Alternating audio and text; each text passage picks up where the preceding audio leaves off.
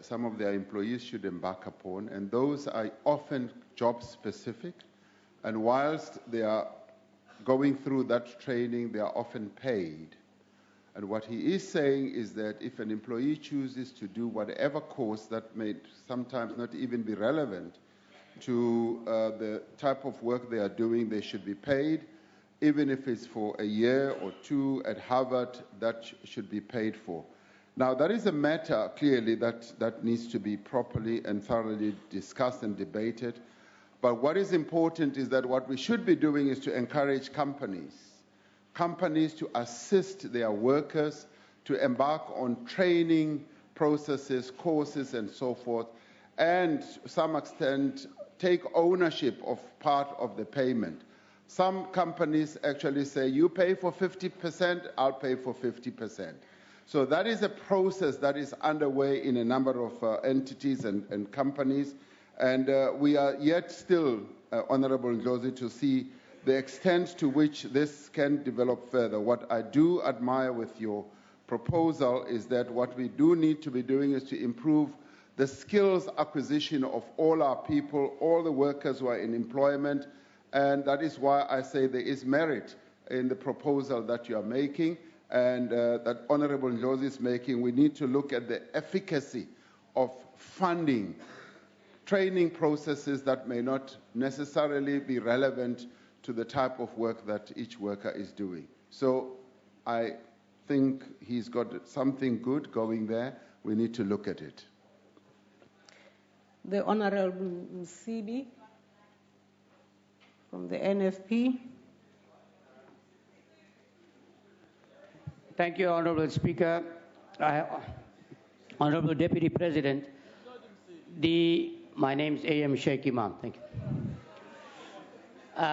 Honorable Deputy President, the quality of education given to the ABET learners is dependent on the quality of educators. Could you perhaps tell us, Honorable Deputy President, what program is in place to ensure that all educators in the ABET field are paid adequately and with all the necessary benefits in order for them to enjoy the duties that they are performing so that they could do it adequately? Thank you. The Honorable the Deputy President. The process of improving the education skills of those who deliver education at the ABET level is underway. In fact, thousands and thousands of people are being currently trained and prepared to participate in this form of training. And obviously, the issue of paying them becomes a critical one. I know that more than 20,000 people were recently trained in that area. Their pay has not been at the level of teachers. It has been more like a stipend, but clearly it's something that has been raised and is being looked at. I do know that the Department of Higher Education and Training is looking precisely at this. But the critical issue here is that the improvement of the skill base of those who are delivering education, particularly in the Karigude program, is being upscaled. And we should see in time more and more adult education teachers of those who deliver that type of education becoming more proficient with delivering adult education. So it's something that is being looked at. Thank you. The Honorable Bozoli. Mr. Deputy President, thank you very much for reminding us that the Department of Higher Education and Training has a plan to extend and consolidate adult education and training.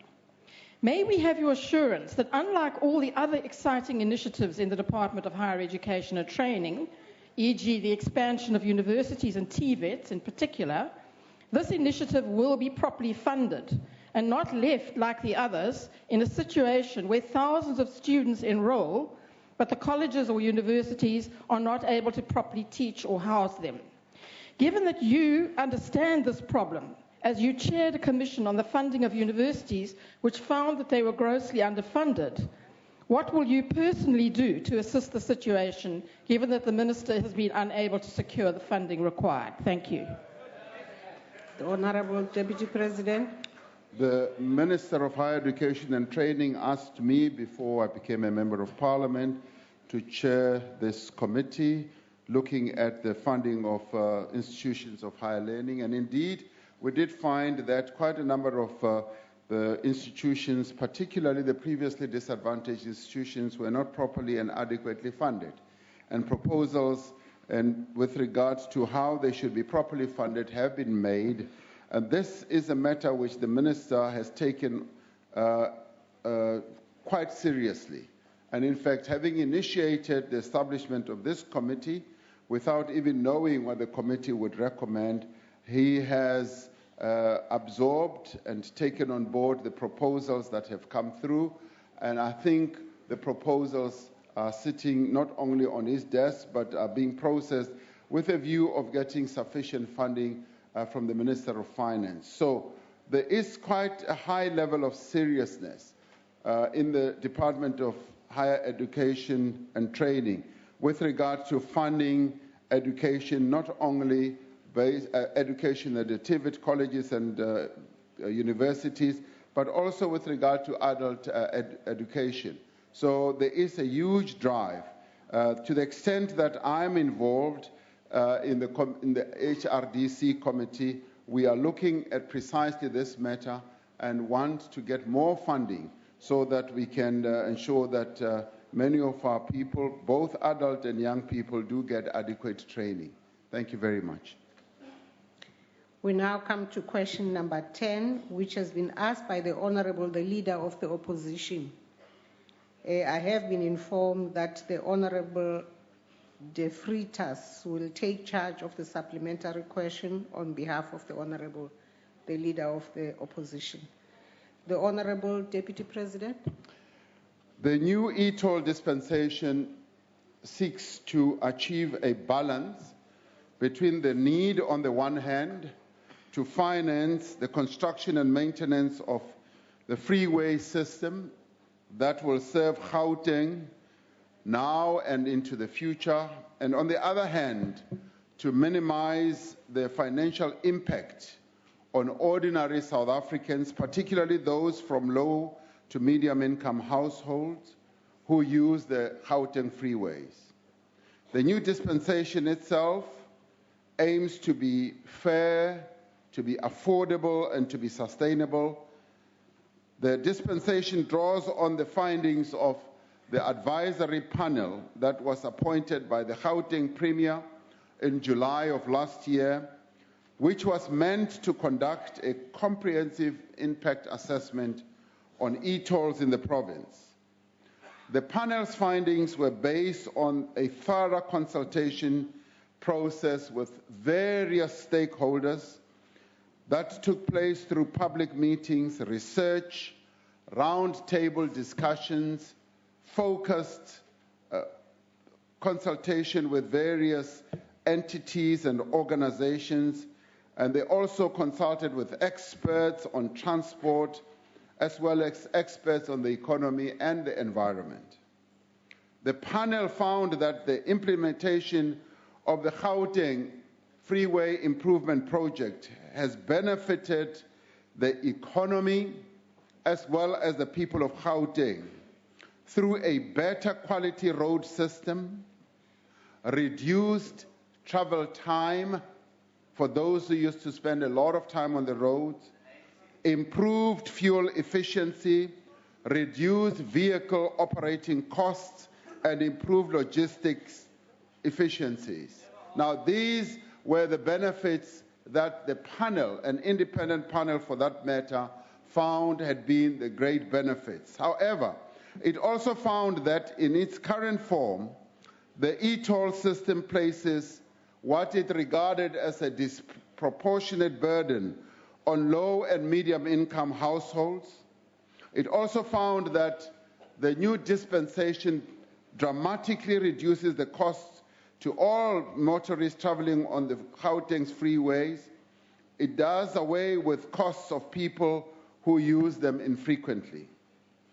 It does not penalize people who do not have e-tags, and it provides extremely favorable terms for people who are in who are currently in arrears. That is the new dispensation that was announced. One of the principles of the new dispensation is to safeguard the integrity of the fiscus, and in particular, Sanral, which has a responsibility and a mandate to improve and build our road system.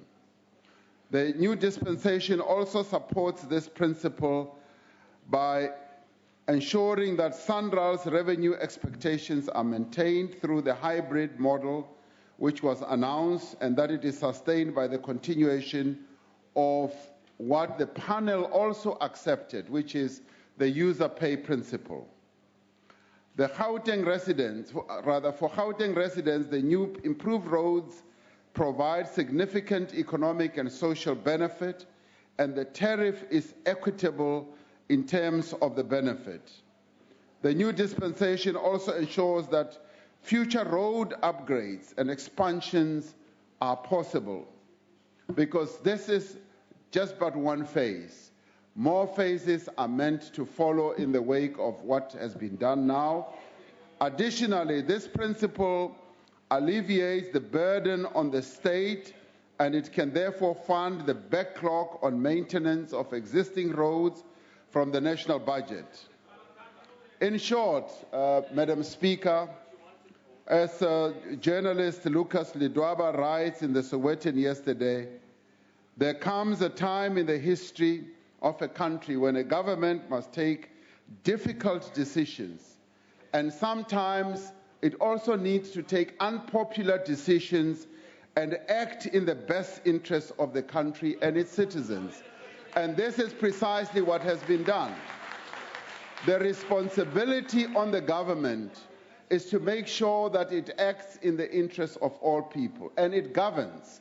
And sometimes the decisions that the government takes, wherever governments operate in the world, at times they do take unpopular decisions with a view of advancing the interests of the many. And this is precisely what has had to happen. The pleasing thing with this one, though, is that there's been thorough consultation throughout, and a consultation process that was also engineered and led by an independent panel of experts that was appointed by the Gauteng government. Thank you. The Honourable De Vries. Thank you, Speaker. Thank you. Mr. Deputy President, with payment recovery costs rising and actual payments received falling, it's clear that the state and the province will have to step in to meet the shortfall caused by Gauteng motorists' non-compliance to the toll system. As it stands, e-tolls and load shedding are killing jobs in Gauteng, and now even more resources will be diverted from service delivery to prop up this unfair system that burdens economic growth. Do you believe that e-tolls are still the best solution for funding our freeway system when it's clear that citizens do not want them, and by your own admission, is an unpopular decision? The Honourable Deputy President. Let us be clear that road tolling did not start with the Gauteng freeway road improvement. We've had road tolling in South Africa over many years.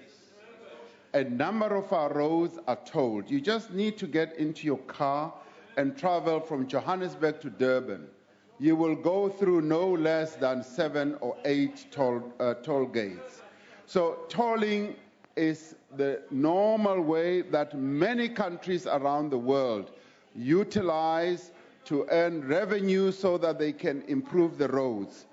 Now, with regard to this one, the impact that this freeway road tolling has had on an adverse basis on lower income groups has been reduced to a large extent, because in the main, most of the lower income group people travel in buses, in trains, and in taxis, and all those have been exempted. And we must accept that the reduction has been to the benefit largely of those people. As we speak now, the tolling system is receiving thousands of calls from ordinary motorists who are saying, we want to know how to access the benefits that you announced. Thousands of them are doing so. The revenue that has been received just in the past month has started ticking up. And we are certain that rather than total rejection of this system, we are beginning to see people having a deeper and a better understanding of what the government has decided on. Of course, tolling is always a difficult one because it means that there's an additional tax that is being levied on people, but in this case, it is a tax that people have to pay, realizing what the benefit is.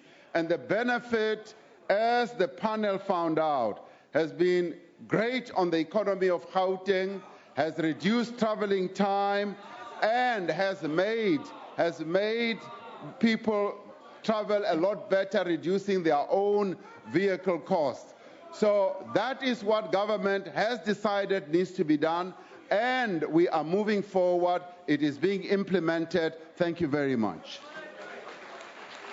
The Honorable Shibambu.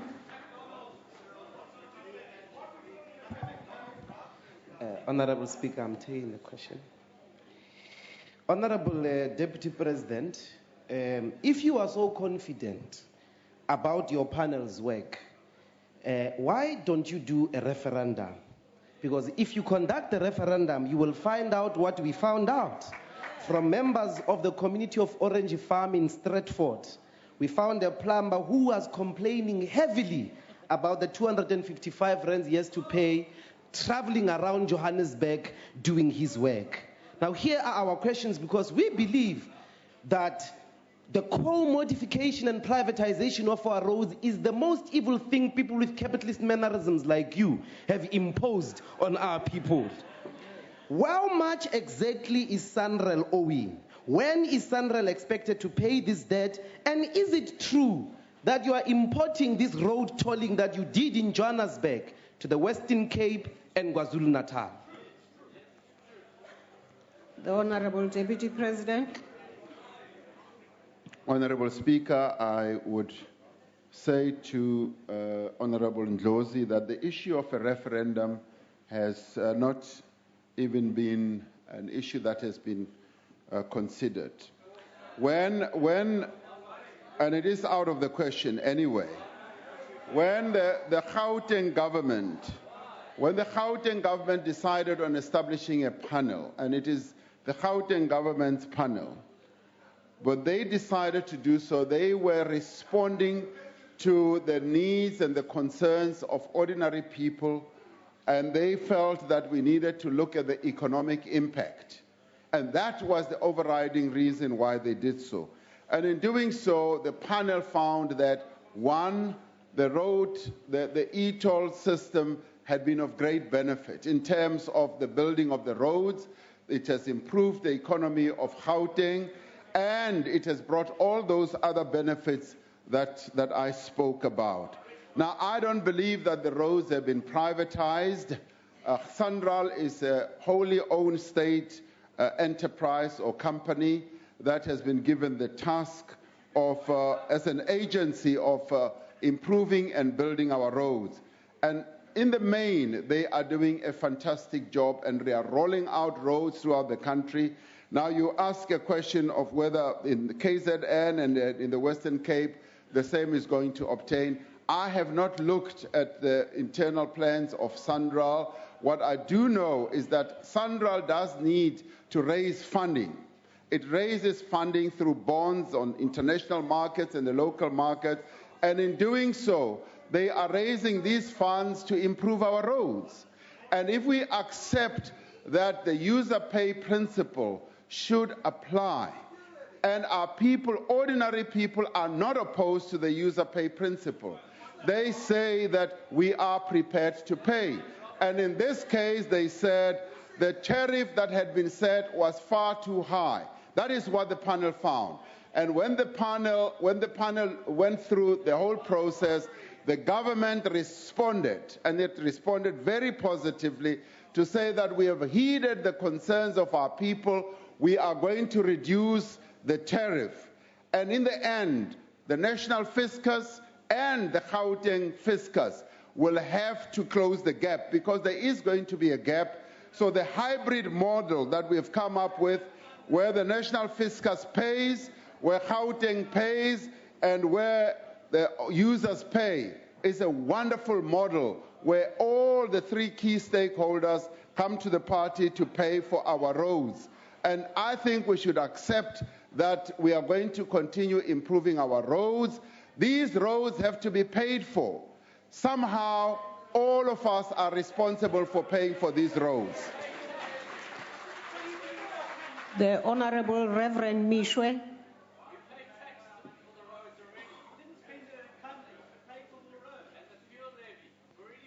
Thank you, Speaker. Thank you, Deputy President. I must say from the beginning that the ACDP agrees with the user pay principle, even though we do not agree with the e-toll system. We maintain that a fuel levy would have been a better option to pay for Gauteng freeway upgrades for a number of reasons that I do not have time to disclose. The e-toll billing system has had too many flaws that have resulted in motorists being incorrectly billed, and some people who do not even own a vehicle or a driver's license have also received SMSs from Sanral demanding payments. That is why there is still some reluctance to register. Now, my question is, does government have an option to prepay over the counter for those motorists who do not want to have an e-toll account or disclose their bank account details, just as cell phone holders can buy airtime without having an account with a service provider? If yes, would such motorists be charged the same tariff as those that have e-toll accounts? And if not, why not? The Honorable Deputy President. Yes, thank you very much. People often talk about using the fuel levy. The fuel levy is a general tax that is levied on everyone who purchases fuel. It is a general tax that will be levied on buses, on taxis, and everyone. And in the end, if you were to use the fuel levy for the Gauteng freeway project, you would not be able to exempt those who travel in buses and taxis. And those tend to be the poor people. Now, through this system, the way it was crafted, and it's not like, by the way, it's not like the other side has a monopoly of wisdom and knowledge. The issue of a fuel levy was considered. It was considered more thoroughly than you have even thought about. We considered it so thoroughly that we realized that it would discriminate against the poor and lower income families. Because if you utilize the fuel levy, you are going to have the bus drivers, the bus owners, and the taxi owners are going to up their tariffs. Now with this, buses are exempted, taxis are exempted. In other words, those poor people are exempted from paying for the e-tolls. So you can eat your heart out. They are exempted. Now, coming back to the point that Reverend Mishwe raises. Reverend Mishwe raises a very important point, and for those who want to listen to the Honorable Good Reverend, they should listen. The Honorable Member Mishwe is saying, what about prepaying for those who may not want to pay through e-tag, through their credit card or whatever? Yes, there would be such a facility in the full body of the payment methods, which we are encouraging people to opt for. We are saying, go and update your records. Go and update your records at the Sanral offices, at the vehicle registration office, go to the post office, go to retail stores and update your records. And when you do, you will then be able to indicate what payment method suits you best. What has not been fully considered, Honorable Mishwe, is whether you get a discount if you prepay. I mean, that is certainly a wonderful idea that can be given consideration to. And I thank Reverend Mishwe for coming up with that. Thank you very much. The Honorable Kubisa. Honorable Deputy President, from the very onset, you said the panel found that there is going to be a burden to the low-income household earners. But I did not hear the recommendation as to what is it that can be done to ameliorate or to obviate such burdens. Thank you.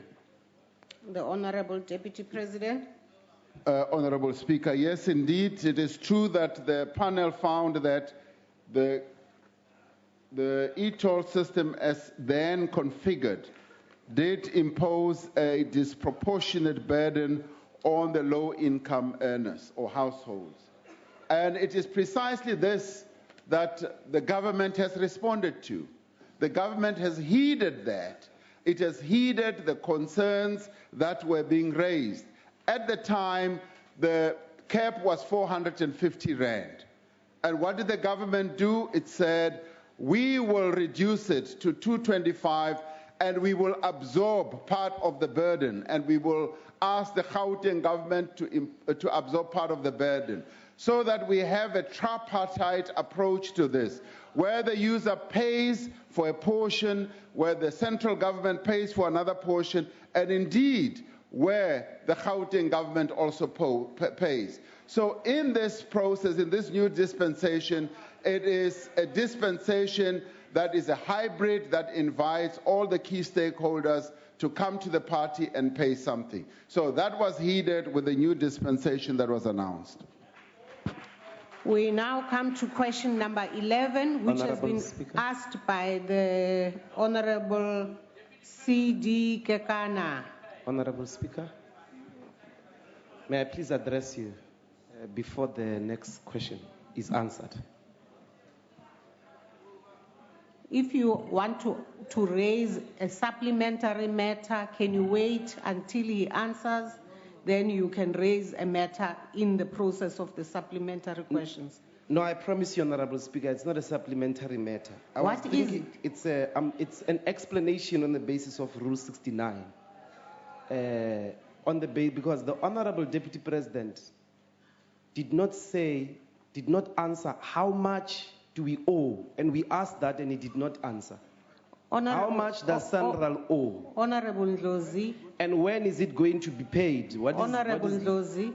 So the Deputy President might not have given you the answer you wanted, but he has answered. He has been answering. So please take your seat. And the commodification question? Honorable Ndlozi, please take your seat. Honorable Kekana Honorable Speaker, has asked this question number 11. Speaker, actually I saw now the Deputy President admits that he did not answer the question about how much is Sanral owing and when is that money going to be paid and completed. Honorable It's Shibambu. not that he never answered at all. Honorable he never even tried to do so. That is not the issue. I mean, it's not dependent on the Deputy President agreeing with the question asked by Honorable What is the purpose of this question session? Honorable Shibambu, please take your seat and let's proceed with the question. What is the purpose of a question session if we ask questions here are not being responded to and then we just steamroll and go forward? Honorable Shibambu, in fact, you will have access to the Deputy President after this question session. And you can ask all manner of questions. We don't want more access to him. We want him to ask answer questions here. Honorable Shibambu, please take your seat. You know, this culture of unaccountability is very problematic. Please take your seat, Honorable It's very Shibambu. wrong. Please take your seat. Honorable Chief Whip. On a point of order, Honorable Speaker, Honorable Ndlozi and Honorable Shibambu are taking a chance. Rule 69 has nothing to do with what they're talking about.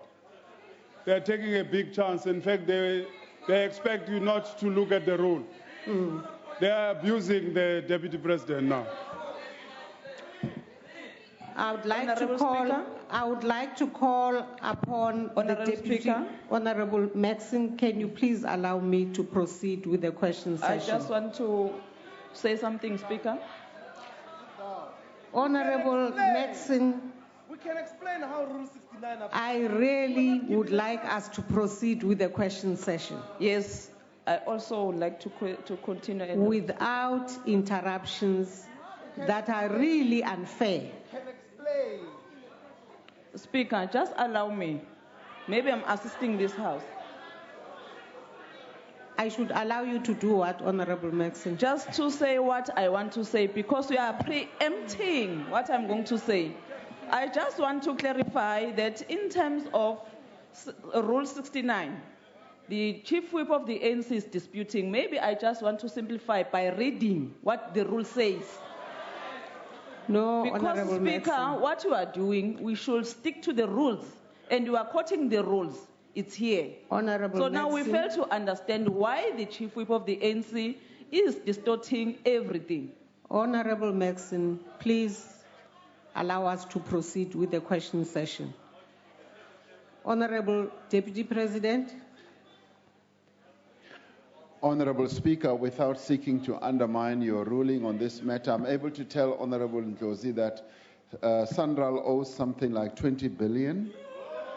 And the money has been raised through a variety of bonds that has certain time frames, and some have 5 years, 10 years, 15 years. So an accumulation of all that is 20 billion over a set period, possibly going up to 15 or 20 years. So those are the bond time frames. Honorable Speaker, coming to the next question, since the formal announcement of the expansion of the higher education and training HIV and AIDS program to TVET colleges in 2013 in December, significant progress has been made. The higher education AIDS program has been launched in most campuses in the TVET colleges across all our 9 provinces. The program aims to capacitate 20,000 peer educators every year on issues such as HIV and TB, gender-based violence, and teenage pregnancy. It is envisaged that peer educators from colleges in rural communities will disseminate this knowledge amongst members and structures within affected communities. This program was established in response to a concern by the South African National AIDS Council and the Department of Higher Education and Training that TVET colleges were ill-equipped to respond to the HIV, AIDS, and TB challenge that our country faces. As part of the program, a study has recently been conducted on HIV/AIDS knowledge, attitude, and behavior in the TVET sector. This study has identified a number of gaps with regard to HIV and AIDS awareness and will further inform the kinds of interventions that are needed.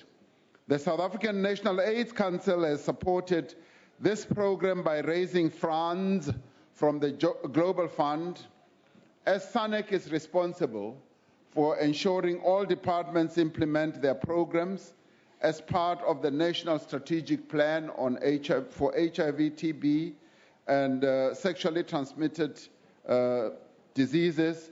The Higher Education AIDS program will be monitored to ensure that it reaches rural village campuses, especially in areas that are most affected by HIV.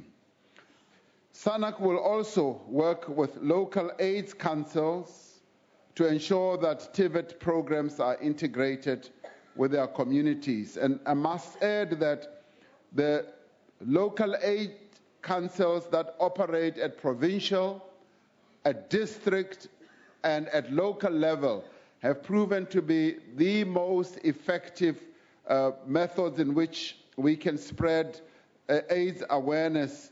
Particularly, they work well in provinces such as KZN through the Sukuma Sake campaign that has been successfully launched and working extremely well. And we've adopted that at SANAC as a model that we want to spread throughout the country. And yesterday at the South African AIDS Conference, we applauded the work that is also being done, not only by the Sukuma Sake campaign, but also through the Zazi campaign, where young women are encouraged to participate in the AIDS campaign to reduce further infections. So a lot of work is underway in this regard, Honorable Speaker. I think we are going to start seeing a lot of progress in this regard. Thank you very much. Honorable Kekana. Honorable Speaker, the follow-up question to the Honorable Deputy President is on the preventative measures. Modern medicine prioritizes the approach of using preventative rather than curative method. So in other words, don't wait until people are sick and spend resources curing them.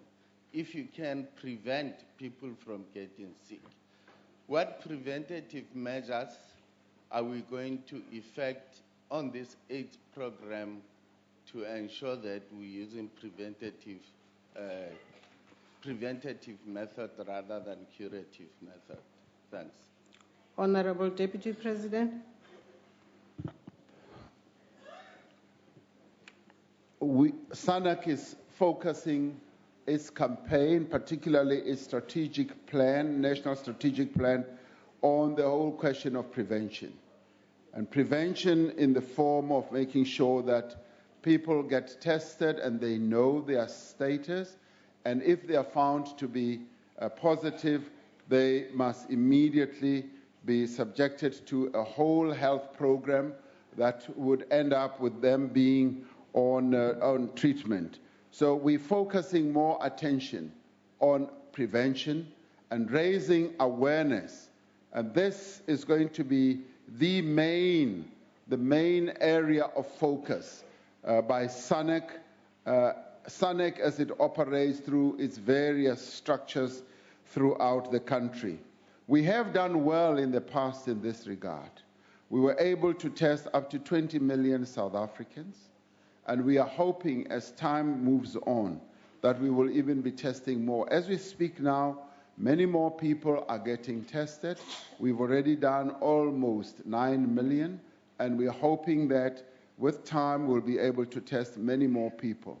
It is through raising the levels of awareness also amongst the group that is more at risk, young people, particularly in universities, TVET colleges, and indeed the youth that are very vulnerable.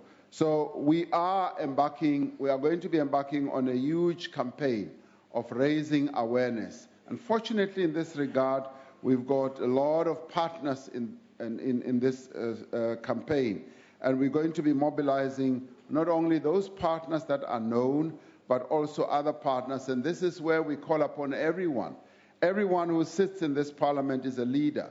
And as a leader, take onto yourself the responsibility to spread the message that we should raise the awareness of HIV much higher than what it is at the moment. And if we do that, we will see the incidence of infection coming down, thus even reducing the burden on the fiscus to continue funding healthcare, particularly antiretroviral medicines. Thank you very much. The Honorable Nkomo. Thank you very much, Madam Speaker. Deputy President, I think the matter of HIV/AIDS, which is quite an emotional matter, a matter that we've known about for more than 35 years, has actually shown that probably we may have started wagging the tail of the dog instead of the dog wagging the tail. The issue here is that when we talk about safer sex or the issues around prevention with safer sex, we're talking in terms of young people or people that are already sexually active. My question is around those that are not sexually active, those that would like to keep from being not sexually active as long as possible. What is this organization doing in order to ensure that we actually keep our young people free from HIV by choice? not because they've been infected, because they were sexually active. That is quite important. Secondly, in Uganda many years back, they controlled HIV infections without even the use of condoms. That is why I'm going to the safe sex methods, which I would like the Deputy President to actually address. Thank you. Honorable Deputy President. The issue of keeping those who are not infected to remain uninfected is a critical one, and it is part of the campaign that we're going to be embarking on. It is very critical and important, therefore, that we embark on raising the level of awareness of all our people, that they should get to a point of knowing their status, and once confirmed that you are not infected, we want people to remain uninfected, and the variety of methods that should be utilized or clearly is abstention. Abstain, particularly to young people, abstain as long as possible. Yes, in Uganda, they utilized that type of messaging where they were able to mobilize many young people or many people in Uganda to abstain, and therefore that has been proven to be a great method of preventing infection. And we are also, particularly when it comes to young people, going to be doing so. It is a fact in our country that young people do participate in sexual relations at a fairly young age, and we are finding that the incidence of infection are beginning to tick up at that young age, and particularly amongst young girls who, because of either their environmental situations or economic situations, find that they are more sort of susceptible to having relations with older men. That is where the incidence is increasing. So we want to reach those young women, and the Zazi campaign that I spoke about, the Zazi campaign, which has been proven to be so effective in KZN, speaks and addresses itself precisely to this challenge. How do we get young people to abstain? And those who are participating in the Zazi campaign are finding that it is both meaningful, it is impactful, because it is fairly comprehensive and does not only focus on sexuality, but focuses on broader issues as well. And the real challenge for us, Honorable Speaker, is to make sure that over the next few years, particularly leading up to 2030, we should have reduced the level of infection and make sure that those young people who will be adults in 2030 will have lived through their young teenage years as well as their young adult years without having been infected. So reducing infection is part of our focus in SANEC, and we are going to be embarking on a huge campaign, and this is where I once again repeat the call on all of us to participate in the campaign to reduce infection and raise the level of awareness. Thank you. The Honorable Chewade. Thank you, Honorable Speaker. Honorable Deputy President, just one question from me. What is the practical measures that the government is undertaking to enforce higher education to continue extensive research, not on the containment of the virus, but on the actual cure itself? Because HIV is an African problem and mostly a South African problem. And South African University must take a leading role. South African universities must take a leading role on the research for cure of the problem and make sure that they also integrate with communities, because there are many people, including traditional healers, who claim that they've got breakthroughs on the question of cure of HIV. And I want to find out from the current government, what measures are there in place to enforce research on the actual cure, and in line with your own admission that HIV is a huge burden on the fiscus of the country. I thank you. The Honorable Deputy President. HIV is a global problem. I think that needs to be said. Those who believe that HIV is an African problem are misinformed. It is a global problem. There are many countries around the world who are facing this challenge. And if you recall in history, it first surfaced in terms of our knowledge in the United States of America. The great United States of America, that is where it surfaced. So it has gripped many countries around the world. We may well have the highest burden of many countries in the world, but our response in terms of addressing this challenge is being applauded by World Health Organization, the UN, as being the most effective. And so therefore we are doing a lot more than appears maybe on your surface, but we are working at it. Is there anything that is being done on research? Yes, not one, not two things. A plethora of research initiatives are currently underway here in South Africa. And soon there will be announcements that will show and prove that we are getting to grips with the research component.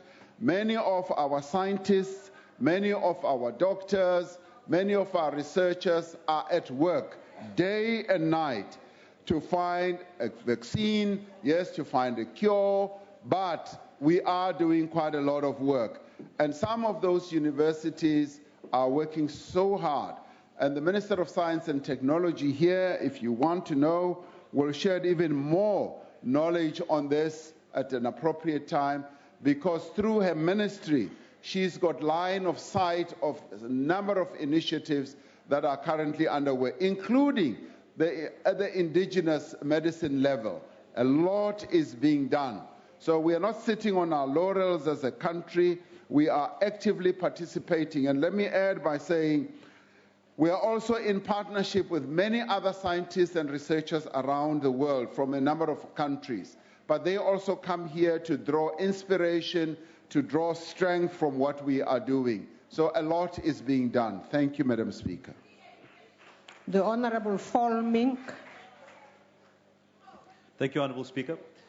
In September last year, our colleague, the Honourable Wilmot James, asked the Honourable Deputy President what SANIC and the Health Department's plans were with regards to addressing the fact that 46%, that's almost half, of the pregnant women in the Hertsebane municipality in Impumalanga are HIV positive. This is one of the highest rates in the country. In his reply, as recorded here in the Hansard, the Deputy President stated that he would engage with the Minister on the situation in Hertsebane and submit a report to this House on the steps implemented to address this problem. Now, reaching out to the Hertsebane TVET College located in the municipality's area will, of course, help with the crisis, but can he now give us an update? Specifically, has he produced a report for this House as promised, and what concrete action has actually been undertaken to address this crisis? Thank you. The Honourable Deputy President. Following the answers that I gave, I did go to Hertsebane, and in fact, SANIC held its plenary session there, and we were able not only to interact with people in the community, but other key stakeholders, including companies in the area, and that finally led to one of the companies agreeing to revamp the clinic where many of these women go for treatment or for testing. So that is now being built and it's underway. A report is not ready at the moment. It is work in progress. It is something that I have also chosen to focus on because we found that it is in Impumalanga, or particularly Hertsebane, where the incidence has been higher than it is in any other part of the country. So I can say that the report will be forthcoming in that regard, but we are focused on the matter, and the Minister of Health has made it an area of particular focus. So it will be forthcoming. Thank you very much. We now come to the last question to the Honourable Deputy President, which has been asked by the Honourable Mbinda. The Honourable Deputy President.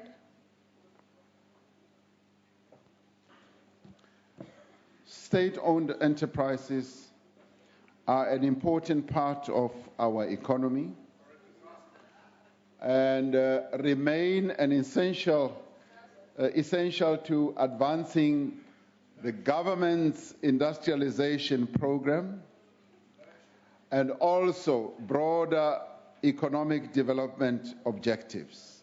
That has to be stated.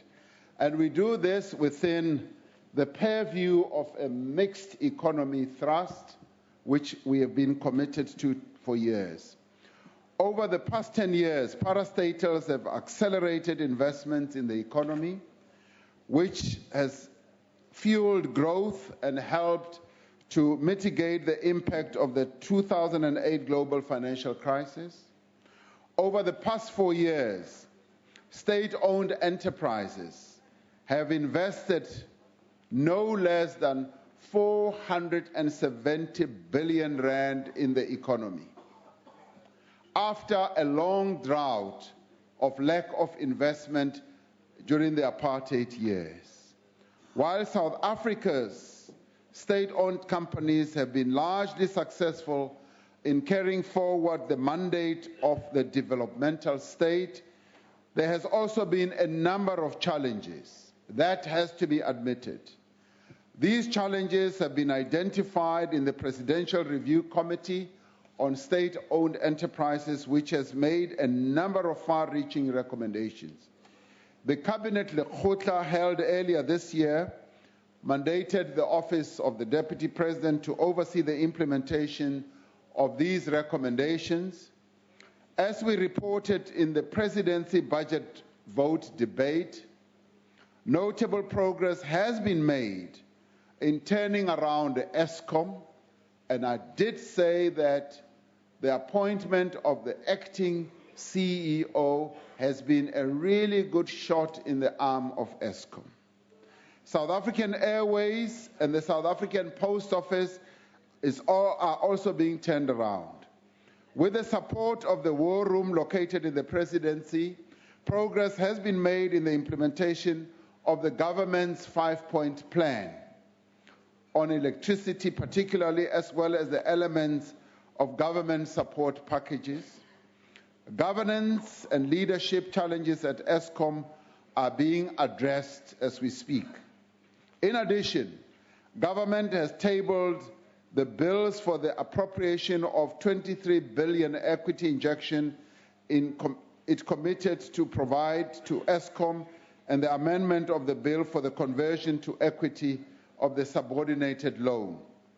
Both these interventions will strengthen Eskom's financial position. Government is firmly on track with the sale of assets to fund the allocation to Eskom, which will ensure that there is no impact on the budget deficit. Other examples of progress made include improvements in performance at Majuba and the Duba power stations and extension of the independent power producer contracts. The going concern status of SAA has been restored through the 90-day action plan, and there have been cost savings of up to 1.2 billion. The long-term turnaround strategy is being refined and has been encapsulated into the company's corporate plans. Under the leadership of the administrator, a strategic turnaround plan has been developed for the Post Office. A thorough diagnostic review was undertaken, and a business model that is better suited for the changing postal service environment has been developed. There are a number of reasons why some state-owned enterprises underperform, and some of them are the high operating costs, the poor operational performance, unclear policy frameworks, and the governance processes as well. In December, the Cabinet Lekgotla established a task team to develop common principles to make sure that we address all these problems. We must dispel the myth that people who run parastatals are ill-equipped to do so, because there are quite a number of people who hold that view. Many of those people are good professionals, And what they need is they need to be supported, they need to be assisted in the work that they are doing. An honest assessment of leadership in our parastatals will prove that this is not true. Many of our parastatals are operating extremely well, and we can name them. The Transnet, the Sasrias, and many others are doing extremely well. And we've got good professionals in many of these parastatals. Let us support them in doing their work. Thank you. The Honorable Linda. Thanks, Honorable Speaker. No, I'm fine. Otherwise, but the problem that I have, Deputy President, is that even this current government now is injecting a lot of billions and billions in trying to bail some of these parastatals. But on the other hand, you are saying, they are doing well, they are contributing to the economy of the country, and also I understand about the infrastructural development, but at the same time, the capital injection that we are putting in some of these, parastatals. But a person like myself is sitting. Do you have a question, Honorable Member? Your minute is almost over. Do you have a question, follow-up question? I do. Can you give me another minute? No. To ask the question now? No, Honorable Member. Well, Honorable Deputy President, I don't think there's a question for you to answer, but you can comment on whatever the Honorable Member has said to you. I am able to comment on the comment and say that I took heart and a great deal of comfort from his opening statement that he does not have a real problem with what I was saying. But let me also say that, yes, it may well appear like we're pumping billions and billions, and in fact it is true. But that is how the economy functions. Sometimes, even in a normal company, there are times when shareholders are expected to pump money into a company so that they shore it up for better days to come. Now let's look at the headline yesterday. A company that we used to own almost wholly and now partially own, Telkom, declared a wonderful dividend of 245 cents per share. And that is a dividend that is going to flow to the fiscus. Yes, you can look at a number of other companies as well. You look at the Sasrias of this world, they have declared 15 billion rand to the fiscus, and some of the companies go through challenges. And so it goes with economic performance or business performance of companies. They go through ups and downs, and it does not mean that when they go through their downtime that you've got to jettison them and throw them away. It means that you've got to refocus, and that is what happens with companies.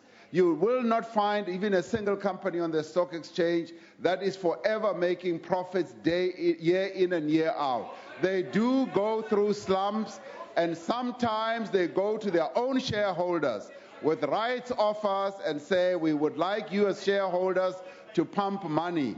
Now, what we are saying here is that these state-owned enterprises we are now focusing attention on them through Treasury, through the various other structures that the President has set up. We are going to turn them around. That is a reality. They are going to be turned around. Thank you. The Honorable Swart. Thank you, Speaker. Honourable Deputy President, arising from your response, there are indeed success stories, and Telkom is a good example of that. However, we now see that PetroSA is expecting to announce a massive loss of between 9 and 14.9 billion, which is estimated to be the largest ever loss incurred by a state-owned company. This situation highlights what you've mentioned about issues about governance, where we see there's a boardroom drama in which the energy minister has asked 3 executives to take extended leave. 2 of the 3, significantly the CEO and the CFO, have refused to vacate their offices. Now, Honourable Deputy President, is this not yet another example of poor appointments by a board, of issues of governance that you pointed out, possibly lack of oversight? And is this not resulting in another parastatal that will require a turnaround strategy? But here we see a significant loss from a company that was doing very well. Now, I appreciate this might not be mentioned, this might not be a direct follow-up question, but the principle, I think, needs to apply as we look at this. And will this task team possibly look at this company, which is facing the severe loss? Thank you, Deputy President. Honourable Deputy President. Many companies that are involved in the oil sector have faced many challenges, and many are facing losses of huge proportions.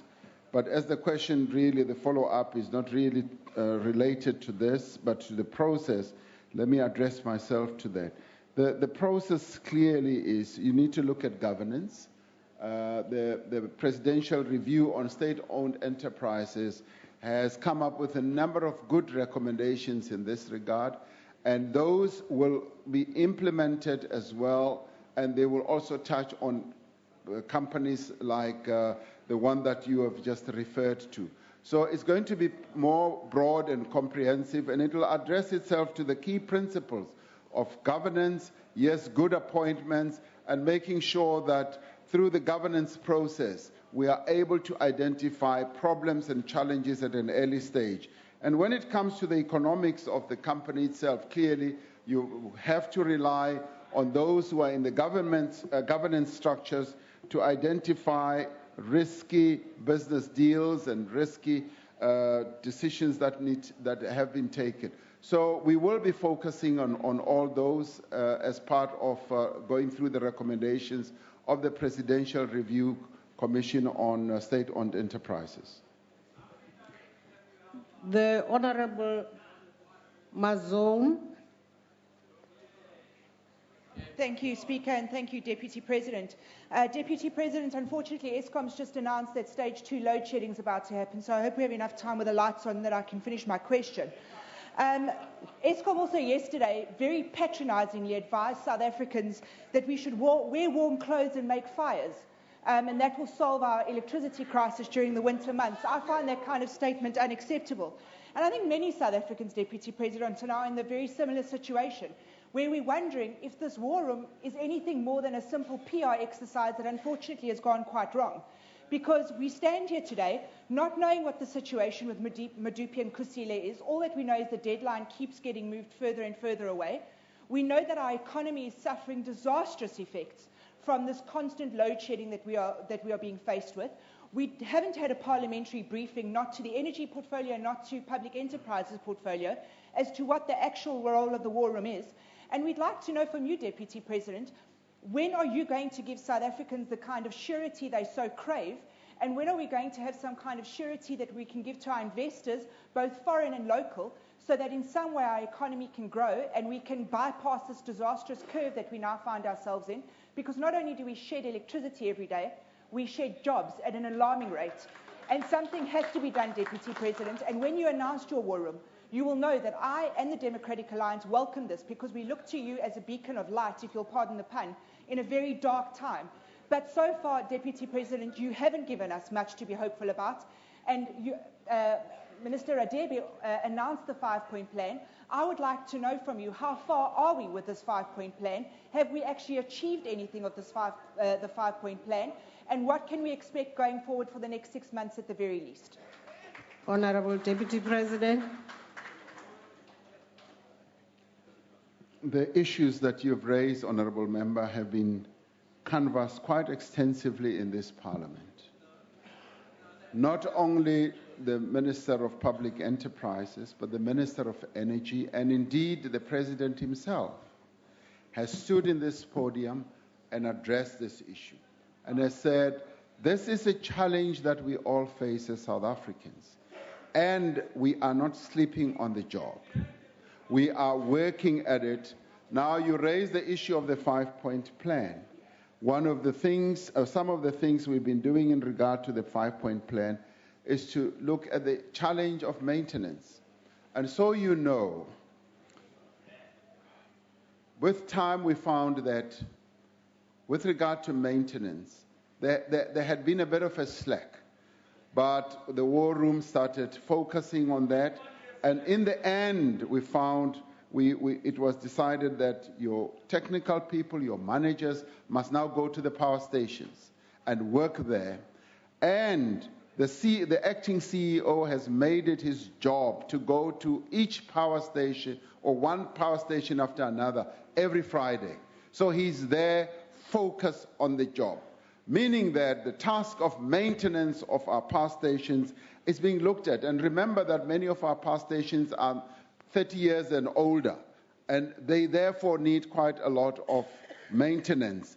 And the original equipment manufacturers have been roped in quite extensively to work with Eskom to make sure that we maintain our power plants, our power stations, and this is being done on a programmatic basis. One of the things that has been looked at is the liquidity of Eskom. I mean, let's face it, Eskom has faced financial challenges, and the liquidity challenge has been addressed ad nauseum by Treasury. The Minister of Finance has stood here and has piloted a bill, as I was saying earlier. And we've had to look at the demand side. The demand side is something that is being looked at actively. How do we manage the demand side equation? And one of the other key and important things is to see how we bring in other independent power producers. Now, we've signed agreements with those independent power producers. We are now going to rope them in so that they continue feeding the grid with the power that they produce. Now, we're also focusing on co-generators. Now, co-generation means that we are relying on other role players, it could be companies and what have you, to come to the party to help us generate more energy. Now, at the same time, we're looking at Medupi, we're looking at Ngula, and we're looking at Kusile. And progress is being made on an ongoing basis. And yes, there have been rollouts in terms of time that we were not ready as we were meant to be, and there are quite a number of reasons for that. Part of that is that we lost some skills. Some of the people left the company, and therefore we've had to plug that hole. And let me give you the assurance that, yes, much as we are going through load shedding, that is going to be a problem that stays with us for the next year, 18 months to 2 years. That is something that we will not be able to run away from. But beyond that, South Africa will have sufficient energy. You have to travel around the world and find that we are not the only country that is facing energy crisis. I promise you we are not. You can go to the great United States of America, you can go to Europe, you can go to Southeast Asia. Many countries have gone through the challenges that we are going through. But the good thing with us, we are not sitting on our backsides. We are addressing these problems. This we are going to continue doing.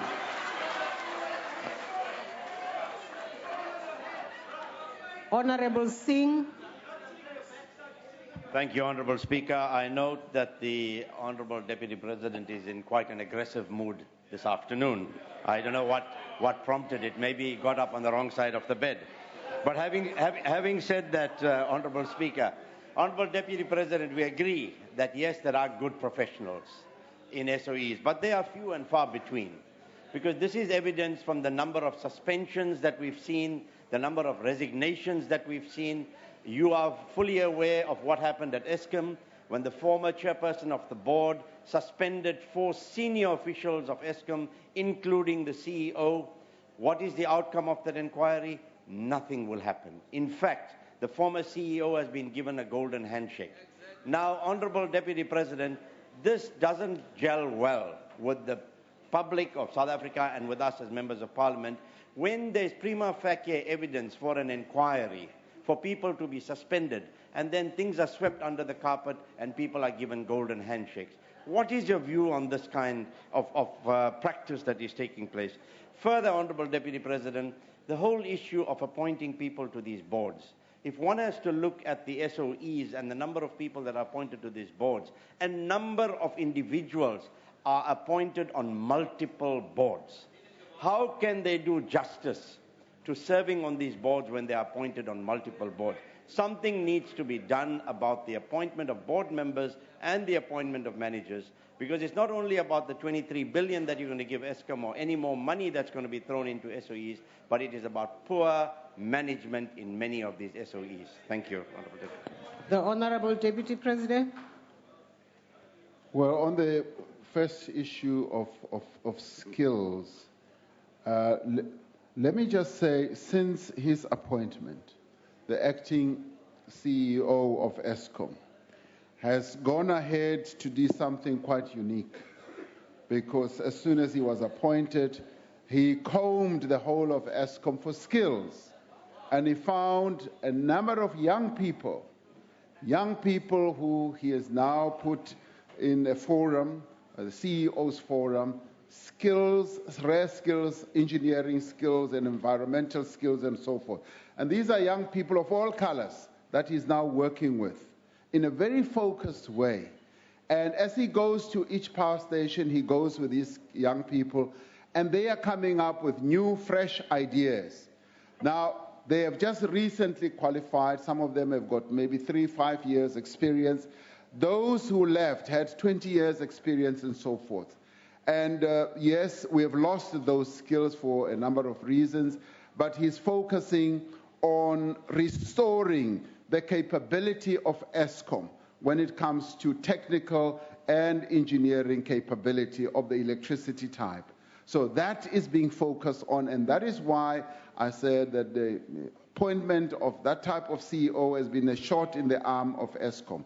So we are going to see some good things coming out of Eskom. That I promise you, because I've seen, and many of us have seen, how he works and how he functions.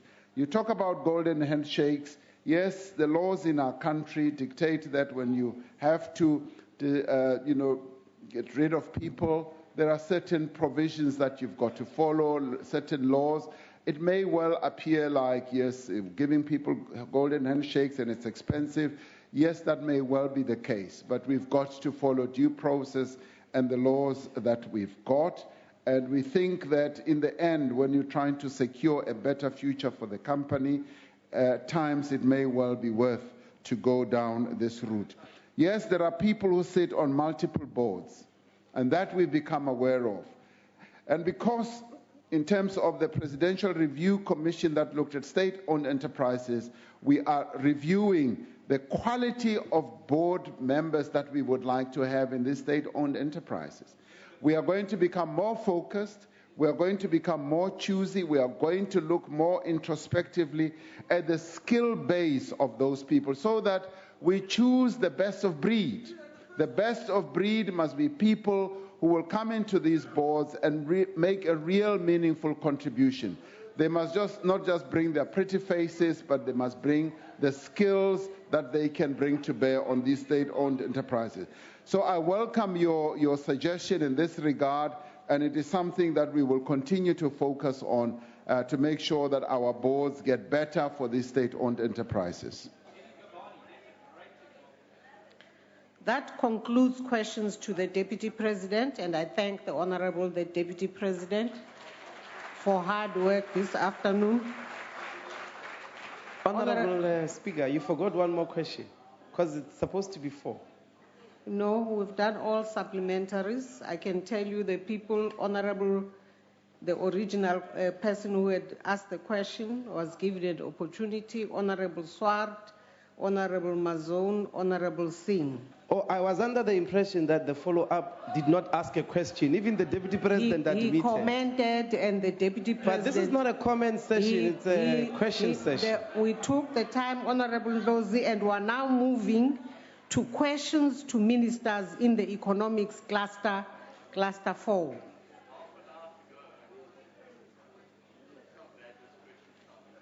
Question number 140 has been asked by the Honorable Hlengwa of the IFP to the Minister of Agriculture, Forestry and Fisheries.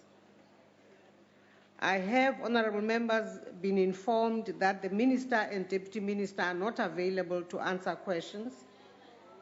Therefore, questions asked to the Minister of Agriculture, Forestry and Fisheries will stand over.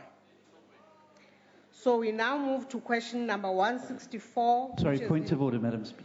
Yes, Honourable Steenhuisen. Sorry, Madam Speaker. We had a discussion in the Chief Whip's forum this morning around this matter. Now, it's one thing to say that it stands over, but the problem is a question like this cannot stand over till the next time the minister's in the House. And so we would ask that in this particular instance you commit, in terms of Rule 109.3, that the question will in fact stand over to the next question session and that time would be added, given the fact that neither the Minister or his deputy are here, to ensure that we can actually hold ministers accountable in the House. Fine, I note that issue and I will look into it, Honourable Steenhuisen. We now move to question number 164, which has been asked by the Honourable T.V. Tobias to the Minister of Finance. No, on the point of order, Speaker. What's the point of order? No, Speaker, we're adamant that there has to be a proper resolution on this matter. Both the Minister and the Deputy Minister got a prior knowledge of this session. They knew the questions. They had an option of getting another minister to answer on their behalf. Or even the Deputy President, who is the leader of government business, should have made sure that Parliament gets its question. Now, the Chief Whip of the opposition majority party asks you to take a resolution that in the next question session, those ministers must provide the answer as per the rules. You say you will look into it. I will look into it. I think that we must be fair. We must say that that's exactly what's going to happen. Honourable, because we must hold these ministers accountable. If we don't do that, then we don't even know why they are not here. It's not even explained to the country. Are they sick? Are they on holiday? What's happening? They just decide not to come to Parliament like that. It can't be. Honourable Deputy Chief Whip. Thank you, Honourable Speaker. We received a letter of apology and a medical certificate from the minister who was prepared to come to the House to respond to the questions. As for the Deputy Minister, he is abroad. So the other issue that the Honourable Chief Whip of the Opposition raised, Speaker, we will consult with the Speaker's office and the Leader of Government Business. Then we will continue to consult each other on this matter as to when, as to how we proposed in the Chief Whip's forum that the questions must be put in the next week's question session. That will be considered. Thank you. Thank you, Honourable Deputy Chief Whip. Honourable members, therefore we have question number 174, which has been asked. 164, which has been asked by the Honourable Tobias to the Minister of Finance. Honourable Nene. Thank you, Honourable Speaker. To the question. Well, that was the live crossing to Parliament in Cape Town, where Deputy President Cyril Ramaphosa has been very much in the hot seat this afternoon. He's been fielding oral questions from opposition MPs in the House. Well, he told, as expected, taking centre stage in the first hour or so of that Q&A session. The Deputy President, of course, throwing light on the new dispensation regarding e-tolls, which encompasses what we understand to be a three-pronged approach now between the motorists, central government and local government, all three paying a portion to ease what the independent panel on e-tolls called a disproportionate burden on motorists themselves. While the Deputy President also reiterating that a thorough consultative process was indeed undertaken. HIV and AIDS, an issue also coming into focus, and prevention thereof in the 14 to 24-year-old age bracket. The Deputy President saying prevention and reducing infection